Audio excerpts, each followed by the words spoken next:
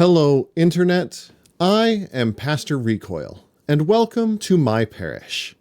Today is the 7th Sunday after Epiphany, and we're going to talk about it.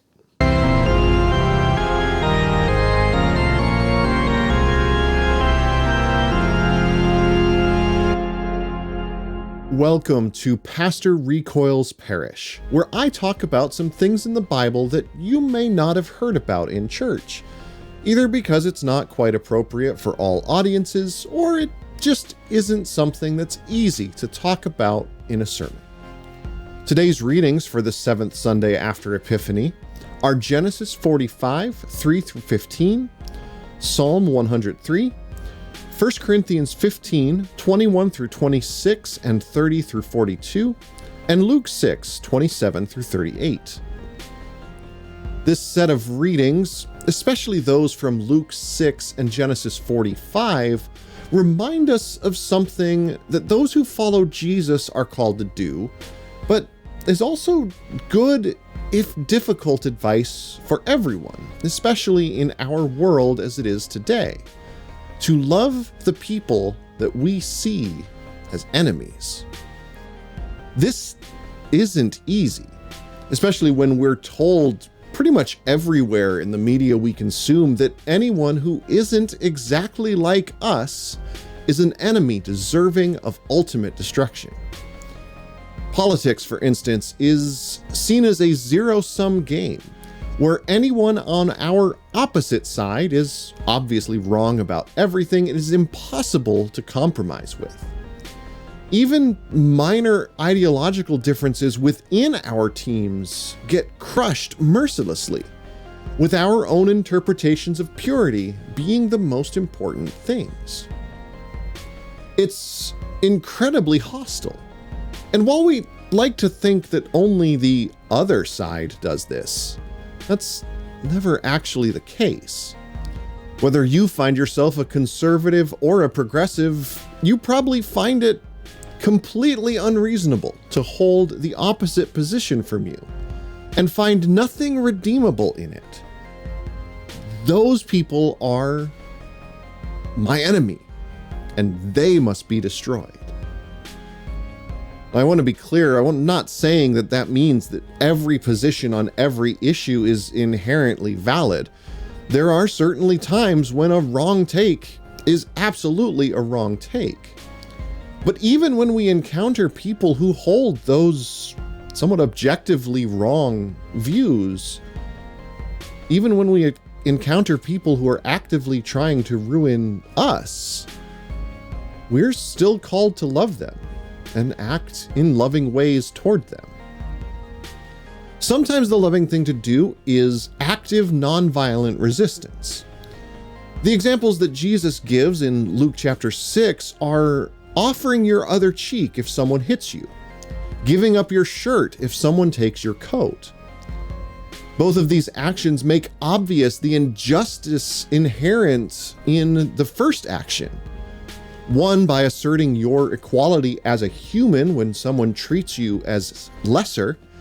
The other, by basically taking all your clothes off when someone tries to rob you, making everyone uncomfortable, and pointing out the injustice of the theft.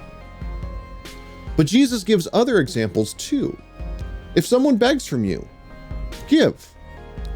If someone needs a loan and you can loan to them, do it without expecting the money back, and especially do it if that person is your enemy.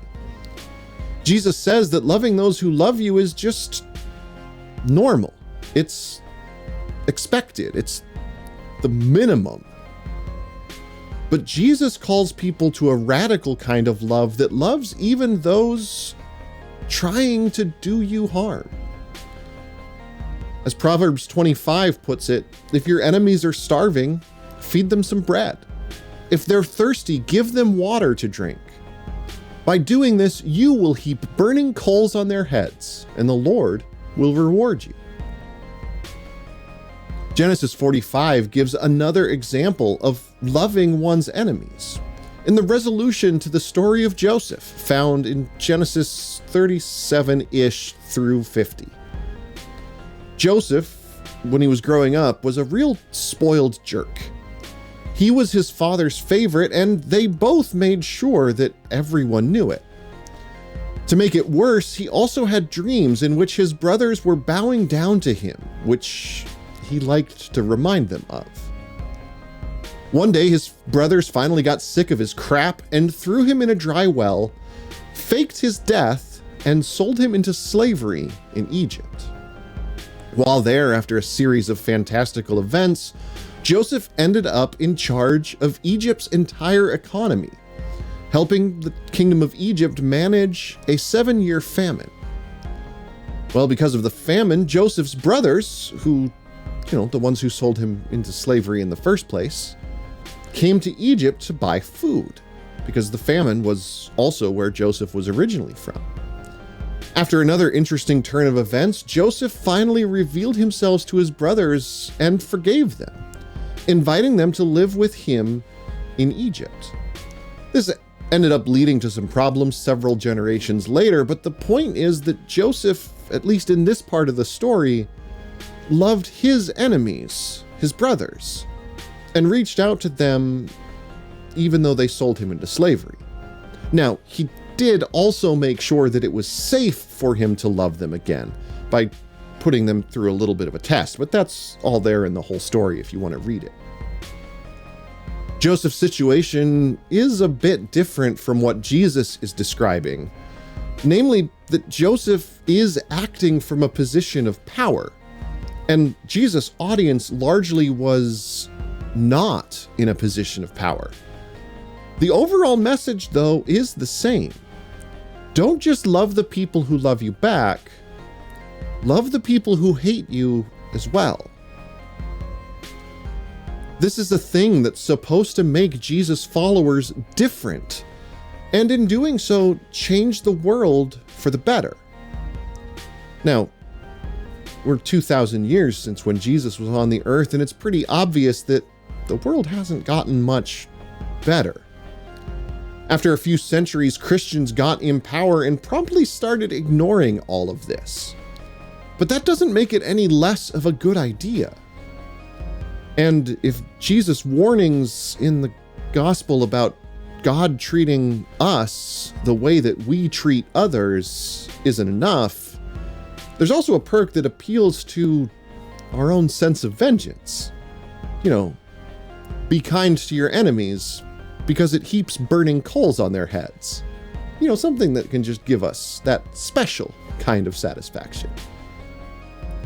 So if you want to see more content like this, check out the links to my right, or click the logo just below my face to subscribe so you'll know when my next video comes out. Thank you for watching, and take the time this week to love your neighbor as yourself, especially if you don't like them all that much.